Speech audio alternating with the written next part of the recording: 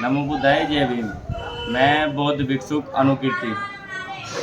मैंने बाबा साहब अम्बेडकर का विशाल भीम जागरण जो मैं 9वां कार्यक्रम करने जा रहा था, पांचली बुजुर्ग गांव है और तहसील सरदाना जिला मेरठ में।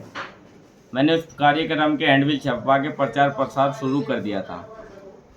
अभी मैं काकेपुर जा रहा था प्रचार के लिए। ये बाबा साहब अम्बेडकर का कार्यक्रम है, आप लोगों को सबको आना है। इसमें जितने भी लोग ज़्यादा से ज़्यादा संख्या में वहाँ पहुँचे। तो काकेपुर वाले रास्ते पे मेरी गाड़ी को रोक लिया और मेरी गाड़ी को रोककर मेरी गाड़ी पर एक बड़ा पंचशील का झंडा लगा हुआ है। तो उन्होंने गाड़ी को, दो त्यागी समाज के लड़के थे, ललित और अंकित, दोनों ने गाड़ी को रोक के कहा कि झंडा किसका। मैंने कहा विश्व गुरु भगवान बुद्ध का झंडा है और बाबा साहब अम्बेडकर का। तो उन्होंने इतना सुनते ही उन्होंने एक शब्द कहा कि और तो कोई काम नहीं कर सकता, ये चमार की टड़ी हो गए, ये गिट्टड़ी ऐसा काम करे, इन्हें चमोटो को ही बता दे पहले। फिर उन्होंने कहा कि चमार होगा। हमने कहा कि जो हमारे सेवक था साथ में अभिषेक, उन्होंने कहा कि हाँ चमार है। तो उन्होंने इतना कहते ही हमारे साथ मार पिटाई शुरू कर दी। मेरे मुंह पे भी रैपट मार दिया और फावड़ा मारने की कोशिश करी, जबकि मेरी उंगली मुड़ी हुई है, अभी तक दर्द कर रही है और गूंठा। वो फावड़ा जैसे मारा था, मैंने उसको फावड़े को पकड़ लिया था। और एक बौद्ध भिक्षु का अत्याचार हो रहा है कि आज पूरा समाज और पूरा देश खा गया।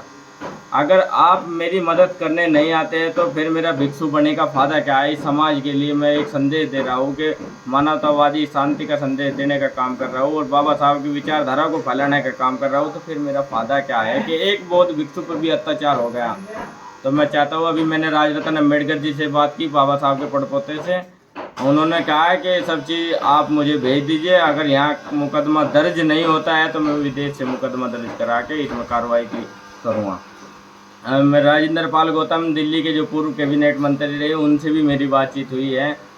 चंद्रशेखर से भी मेरी बात हुई है। सबने मुझे यही कहा है कि पहले आप देख लो कि मुकदमा दर्ज होता है। अगर मुकदमा दर्ज नहीं होता है तो एक बहुत बड़ा विश्व का आंदोलन शुरू होगा, जो कि बौद्ध भिक्षु सभी देश विदेश से यहाँ आएंगे और हमारी आवाज़ उठाने का काम करेंगे। क्योंकि हमारा भिक्षु होने का फ़ायदा ही नहीं होगा अगर हमारी आवाज़ नहीं उठाई जाएगी। हमें भी आज दबाया जा रहा है।